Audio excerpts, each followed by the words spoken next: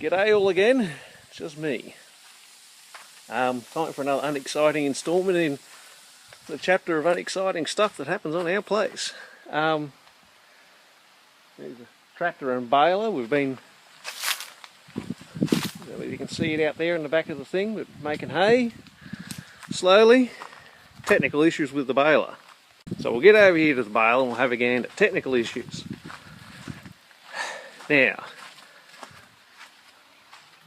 this door lock here drops down into the back of the baler there to lock the door. These were seized here, up on top up there. That took a couple of hours to free up. In the net wrap box here, this thing here on the end, see how it was seized so hard. It's inside our net wrap box. The door's half open. I've got the belts out. Okay, so we're in the net wrap in the back of the baler here, and that bit on the other side was down, all the way down in there, right down this very bottom pivot, all the way down there was seized. All this had to come apart. It was supposed to be all checked before it came to the farm, but obviously someone had other things on their mind. Might have been a Friday job or a Monday job, don't know.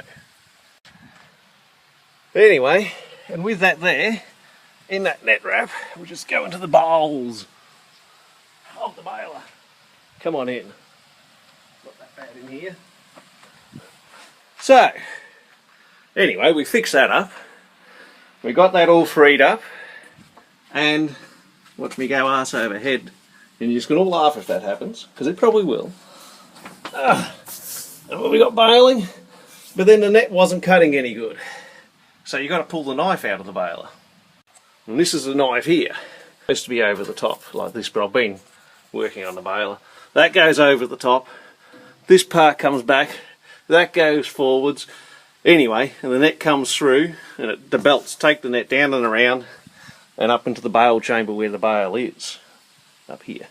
And the bale's in here rolling around. When it's fed enough net through, this will clamps down tight and the belts just chop it off on this knife, but that needed sharpening. So that wasn't too bad a job. Then I finally got baling. I just got to put my safety boots back on because we must be safe. So hang on a minute. Down here. Oh, put the pluggers on. The flip-flops if you're Tim over in America. The jandals if you're a Kiwi apparently. And I don't know what the hell else they call them. A thong. Anyway. So that's how the baler works. I don't know. Does anyone know how a baler works? Is anyone even interested? Probably not. The grass comes up here. The bale actually forms. This is closed down like a little triangle. These two sections of belt when the door's shut, and these are tight because I've got all the pressure taken off at the moment because I'm working on it. And as the bale grows, these rollers lift up and it gets bigger and bigger and bigger in here. It gets bigger and bigger and bigger in this chamber. And that's what happens. And it keeps on rolling it around and around. Then when it gets big enough, the alarm goes off in the tractor. The net starts going on. And you stop. Door opens. Comes out down the back. Rolls along this ramp. Gets out to there. When you go to shut the door, the ramp lifts up in there and pushes the bale back. And that's about the gist of how this baler works. They're all different. Some of them have a rotor feed, and well, actually most balers in Australia now have rotor feed. This would have been one of the last ones that didn't. It's only 10 years old, 9 years old I think it is anyway. Hasn't done many rolls. So I finally got baling. The fun times never end for me. So I finally get baling and I'm out there. Next thing I notice one of the lacings, which is lacing. I'll get back in here for a split second, a bit more boredom. One of these is called a lacing on the belt that's coming undone. Wow, we'll finish this bay we're in, Paul. We'll head off into the next bay. Not a good look, eh? So we did that, or we tried to, but the belt gave up before I did. So I've got a couple of belts out on the ground at the moment, and as you can see, you probably didn't even notice inside, but I can show you again if anyone actually cares. You have a long belt. Hang on, you have a long belt and a short belt. And this here's the belt that broke. The lacing's torn out of the belt. And if you can notice, I don't know whether you can, that's called what I'll call a chevron belt, and that's a smooth belt. They're different types. It's got one odd belt in there, and it's virtually a new baler. But if we get down the other end of these belts, we can see the one that broke is about that much shorter than the rest of them. So then the question arose, what's actually wrong? Are the ones too long, or is that one too short? So we did some measurements.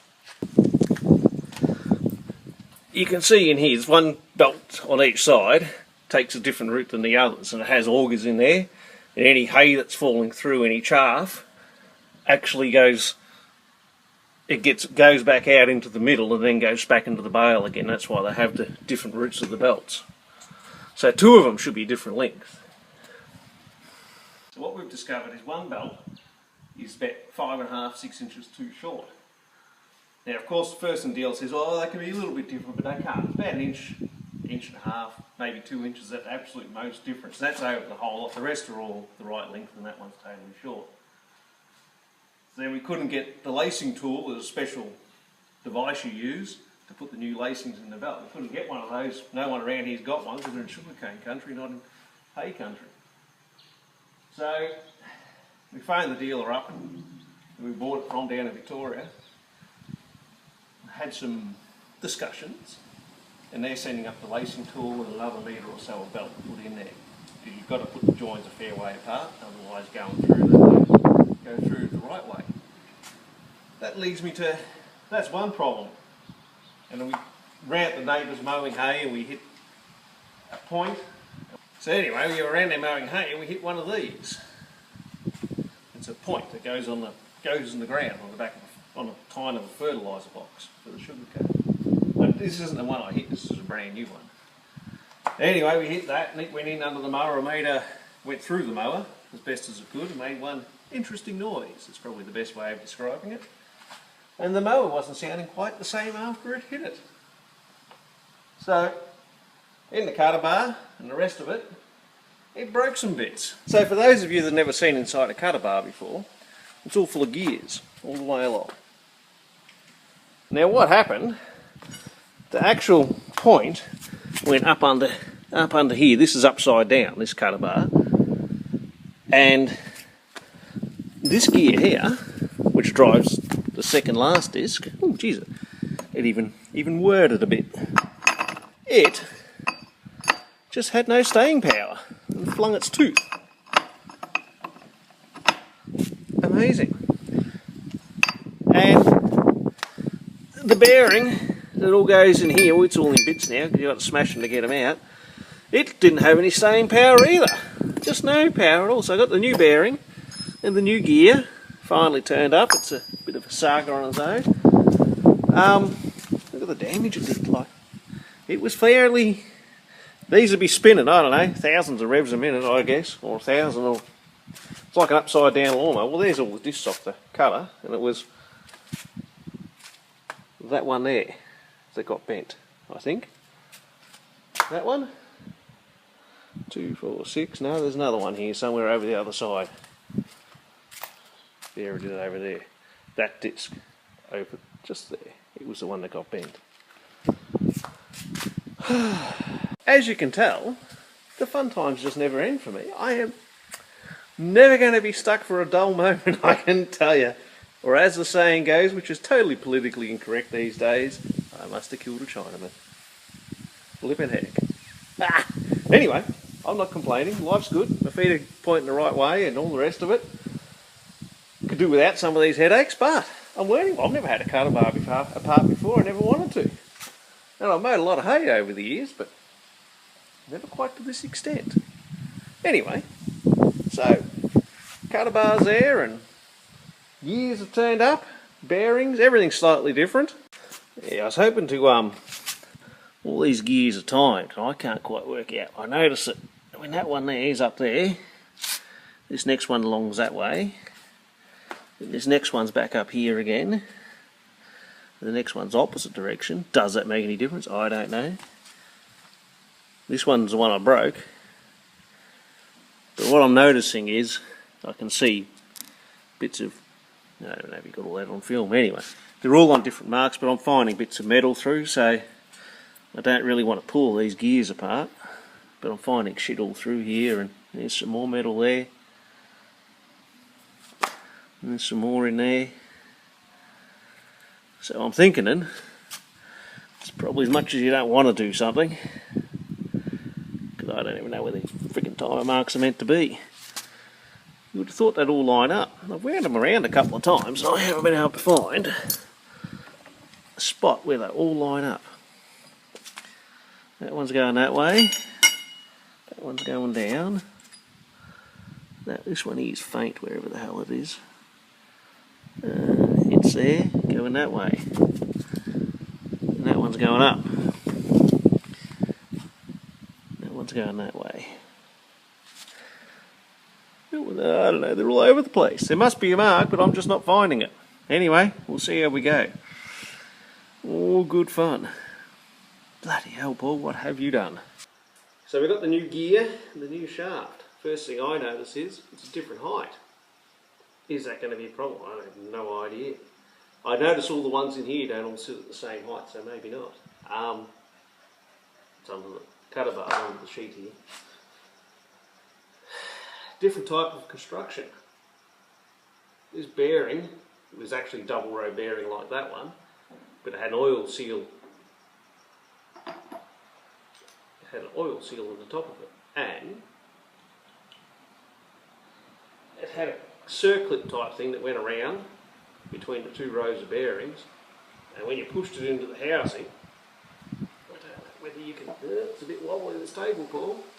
That's what happens when you've got amateurs doing the show. I don't know whether you can see in here or not, but in there, there's a groove. Hang on, I'll get my finger in the right spot so you can see. There's a groove in here that circlet, you compressed it in, pushed it in and locked into place. As the untrained eye would even be able to tell, there's no groove in the new bearing. But I have noticed there's a shoulder on that thing. And it's a different fucking thread on the bolt, you pricks. Duh. Pardon my language, but fucking arseholes. Hopefully I'll have something in the shed that'll fit.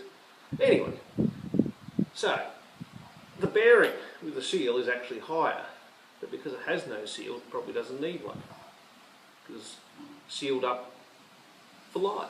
So it's going to last 5 minutes probably. So I've noticed that if I sit that there, and that one there, they actually come up to roughly the same height. And I measured the distance, and it's about 10 mil, the distance between here and here, and that's about what we're missing off this one, if that makes any sense. And it's about the same height as this groove is in this, so I'm guessing, because everything comes full of instructions, the disc clip goes back into the groove, and then you push the bearing down into that until it gets onto the groove, gets into the groove of things. The groove is in the heart. That's about where my wisdom ends. Bastards. I'll have a screw loose till fucking Wednesday, unless I can find the right thread. And some Loctite. Anyway, I've got to work out this timing of these gears. Might have to jump on Google, because Google is my friend. We just blundered through this shit even more aimlessly than we do now. Before Google was around, we just, it'll be right. See if I can work out what this timing of these gears is meant to be. Anyway, I reckon it's lunchtime. What's that you doing, Paul? I'm looking through all this shit, Princess, that the evil princess keeps on telling me I should throw out from my collection. And look what I found.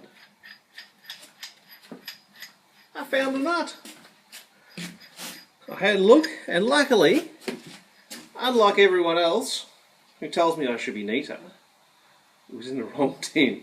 But I found one. I don't know what size metric, because it's Coon, and that's Holland or Germany or some freaking place over there in Europe. So it'll be metric. In my shed, with all my rubbish, quality items stored so neatly away. I found the offending item. Look at him. Found him. He's not nylock, but we're not getting picky. He will work, and he will do us proud. Anyway, that's what happens, see? Sometimes you find the right thing. Just gotta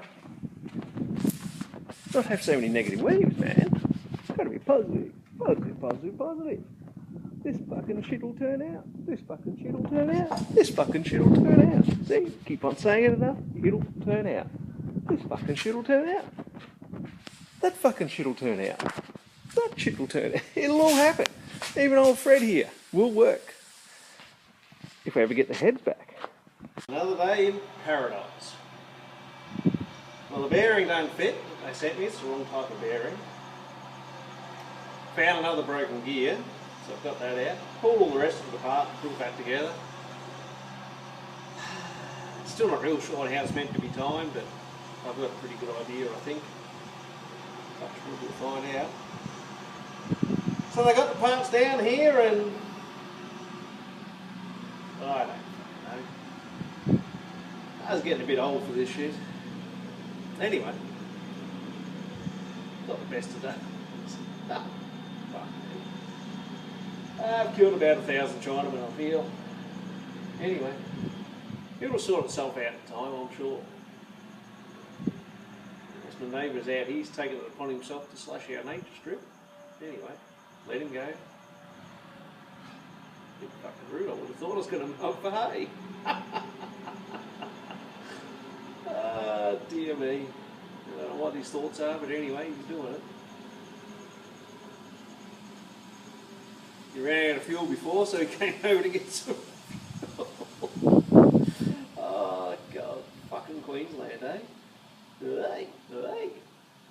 Anyway, why don't you get that if you've ever been up here? You know how everyone speaks. Hey. Something's got to sort itself out soon. I'm getting a bit over it. Not to worry.